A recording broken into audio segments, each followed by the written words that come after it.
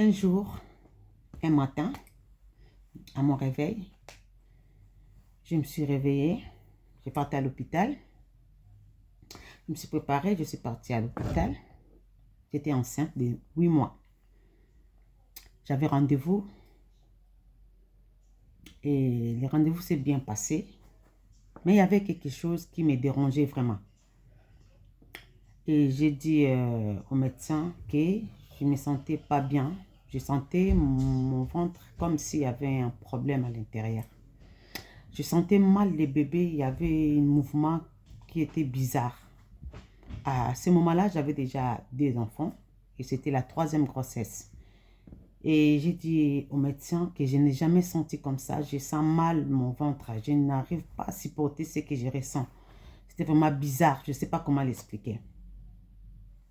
Et le médecin m'a renvoyé encore dans d'autres contrôles.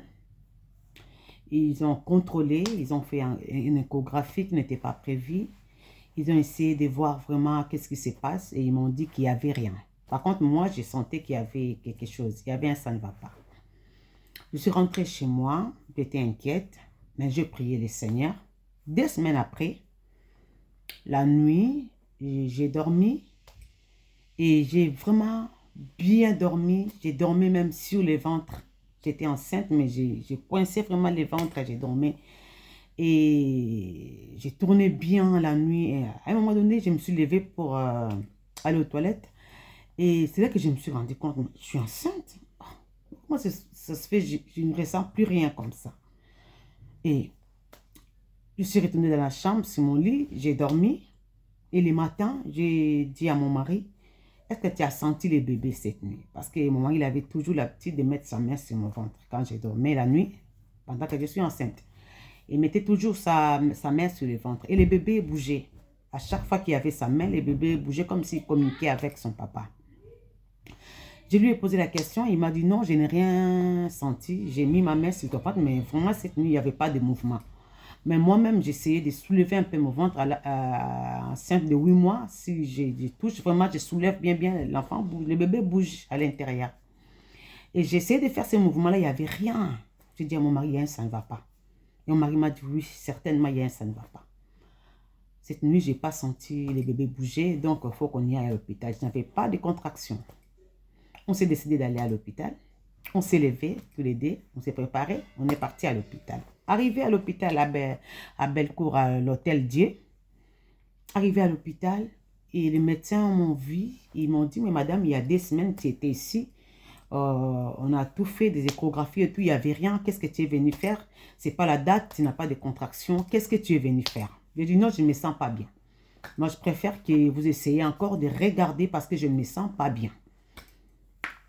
Ils m'ont laissé inerditant dans la salle d'attente. Après, ils m'ont reçu, ils m'ont donné un lit et ils ont mis des appareils sur mon lit pour contrôler le battement de cœur du bébé. Et ils sont partis. 30 minutes après, il y avait une qui était retournée, qui a regardé, il a regardé ce qui était écrit. Il a vu que c'était compliqué. Il est vite sorti et ils sont revenus 8 personnes. Quand ils sont revenus, ils ont commencé à parler. Nous, on ne comprenait rien. Mon mari a demandé qu'est-ce qui se passe.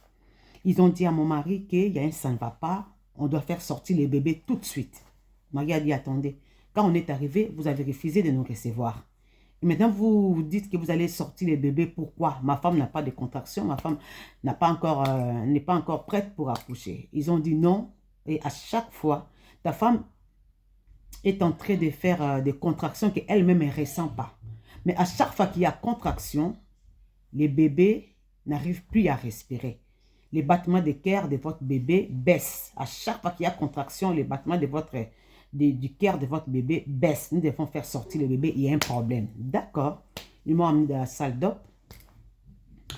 Ils ont fait l'opération pour faire sortir les bébés. J'ai oublié le mot. Ils ont fait sortir les bébés. Et lorsqu'ils ont ouvert mon ventre pour sortir les bébés, c'est là qu'ils ont constaté que les cordons ombilicaux étaient coupés. Donc les bébés ne respiraient plus, ne mangeaient plus, il n'y avait plus rien. parce que les cordons étaient coupés, donc on était séparés. Il était dans mon ventre, mais on était déjà séparés. Le cordon était coupé comme si quelqu'un est entré dans mon ventre et il a coupé. Alors qu'il n'y avait personne, mais le cordon était coupé. Ils ont dit que, madame, comment ça se fait que le cordon était coupé à l'intérieur de votre ventre? Comment ça se fait que c'est coupé? Est-ce que toi et ton mari, vous êtes famille? Ou il y a eu l'inceste ou quoi? Ça, c'est quelque chose qui ne se fait pas. C'est la première fois qu'on voit ça. Et nous, moi et mon mari, on ne comprenait rien aussi. Ils ont dit qu'ils vont garder les bébés pour voir comment elle va respirer. Ils vont faire d'abord la suivi. Ils ne m'ont pas donné les bébés. On m'a installé dans une chambre et le bébé est resté avec le médecin. Et 2 heures après, ils sont venus me voir. Là, mon mari était déjà parti. Ils sont venus me voir. Ils m'ont dit, madame, nous voulons que tu nous confirmes que c'est votre bébé. Je regarde, oui, c'est vrai. Ben oui, c'est mon bébé. Ils m'ont dit que votre bébé, il y a un problème. Là, tout à l'heure, il a fait des convulsions. Comme elle a fait des convulsions, on ne peut pas la garder ici. On va changer de l'hôpital pour votre bébé. Vous, vous restez ici, mais nous, on va ramener votre bébé dans un autre hôpital spécialisé pour ce problème. Parce que les convulsions, ce n'est pas bien pour un nouveau-né. Je demandais est-ce que je peux toucher le bébé. Ils m'ont dit oui, tu peux la toucher. J'ai mis ma main, il était dans une couveuse. J'ai mis ma main à l'intérieur et j'ai touché sa paume de main. Et j'ai soulevé la main. Le bébé n'a pas saisi mon doigt. En fait, j'avais mis mon doigt. Parce que quand tu me poses les doigts sur la paume de main d'une bébé, il prend ton doigt, il serre comme ça, les bébés. Ils serrent comme ça. Ils sont petits, mais ils ont quand même... ils réagissent. Et moi, mon bébé n'avait pas réagi. Elle est restée comme quelqu'un qui était déjà mort. Alors, quand je vis ça, j'ai compris qu'il y a un problème. Le problème est vraiment sérieux. C'est comme si elle était inconsciente. Directement, je me suis sentie très mal. Ils sont partis avec le bébé. Je suis restée, mais j'étais vraiment très mal. J'ai pleuré. Je croyais que c'était fini. Je croyais que c'était quelque chose de grave, que le bébé, elle allait mourir parce que déjà, il y avait le problème du cordon qui était coupé et après le problème des convulsions. Et c'était vraiment pour moi un moment très difficile. J'ai passé une nuit très difficile. J'ai pleuré. Je disais, Seigneur, s'il te plaît, Seigneur, ne laisse pas ces bébés partir. Ne laisse pas ces bébés mourir, Seigneur. Seigneur, viens à mon secours. J'ai prié vraiment, même la façon où il m'avait expliqué la situation, c'était terrible. Ils sont partis avec les bébés. Ils ont fait le contrôle. Ils ont fait l'IRM. Ils ont vu que le bébé, à partir de ses convulsions, elle a une malformation. Et avec cette malformation, le bébé ne sera pas normal. Ça sera un enfant à problème, un enfant anormal, un enfant avec beaucoup de soucis. Alors, le lendemain, mon mari était parti à l'hôpital où ils avaient ramené le bébé à la Croix-Rousse. Ils ont dit à mon mari que votre bébé a un problème, il sera en malformation et elle peut aussi mourir dans 30 minutes ou 1 heure. Pouvons aussi vous appeler pour vous annoncer sa mort. Parce qu'on ne croit pas qu'elle va vivre, on ne croit pas qu'elle sera vivante, on ne croit pas. Parce que déjà, il y a beaucoup de soucis, beaucoup de problèmes avec des convulsions. Son cerveau est abîmé et elle ne peut pas être comme tous les autres enfants. Ça, vraiment un problème. Attendez-vous qu'on va vous appeler pour vous annoncer sa mort. Mon mari a regardé le médecin et il a dit à ses médecins, je sais que mon bébé ne va pas mourir. Et moi, je vous rassure que dans 2 semaines, je vais ramener mon bébé à la maison. Moi, j'ai un Dieu. Et ce Dieu-là, il est mon papa. Moi aussi, je suis papa. J'ai des enfants à la maison. Je ne peux pas acheter un yaourt périmé et donner à mes enfants. La même chose, mon Dieu que je sers, lui non plus ne peut pas me donner un enfant abîmé. Et moi, je vous rassure qu'avec le Dieu que je sers, avec le Dieu à qui je crois, je vais rentrer avec ma fille à la maison dans 2 semaines et elle sera en bonne santé et il n'y aura aucune anomalie. Les médecins ont dit à mon mari, toi, il faut que tu vois un psychologue. Tu as vraiment un problème dans la tête. C'est que nous avons annoncé, c'est que nous t'avons annoncé à bouger ta tête. Tu dois voir un psychologue, mais attends-toi à un appel pour t'annoncer la mort de ta fille. Mon mari est retourné à la maison. Il est d'abord allé voir les bébés dans la couveuse. Il a dit à notre fille Sabaoth, tu es Sabaoth, l'Éternel des armées ton nom. Tu ne vas pas mourir. Tu vas te battre dans cette situation et tu vas t'en sortir vivante et en bon état. Tu vas t'en sortir en bonne santé. Il n'y aura aucune anomalie, il n'y aura aucun souci. Toi, tu es Sabaoth, bats-toi. Bats-toi, ne reste pas dans ce que les médecins ont dit.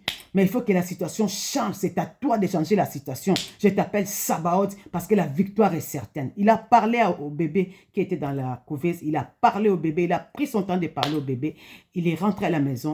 Il a pris son temps dans la prière. Moi, je ne savais rien. J'étais à l'hôpital. Dans l'autre hôpital, je ne savais rien du tout. Rien du tout. Mais je vous dis, mes bien-aimés, 2 semaines après, nous avons ramené notre bébé à la maison. Notre bébé est en bonne santé. Après d'autres examens, ils ont trouvé que ce qu'ils avaient dit était faux. Le bébé est en bonne santé. Le bébé est en état normal. Le bébé était très bien. Et aujourd'hui, ma fille a 18 ans. Elle travaille bien. Elle est au lycée. Elle travaille très bien. À la maison, elle est un enfant très intelligent, respectueuse. C'est vraiment un enfant, je ne sais pas comment dire, quand Dieu descend, quand Dieu agit, quand Dieu fait des choses, ce que l'homme a dit n'a pas d'importance. Mes bien-aimés, croyons à Dieu, faisons confiance à notre Dieu. Peu importe ce que les médecins t'ont dit, peu importe ce que les médecins ont déclaré. Bien-aimé, toi aussi, ayez une déclaration positive. Ayez une réponse positive à ce que les médecins disent. Quand le médecin te dit que ça ne va pas marcher, toi réponds-leur que je sers un Dieu vivant, ça va marcher par le nom de Jésus. Et que Dieu vous bénisse. Soyez bénis.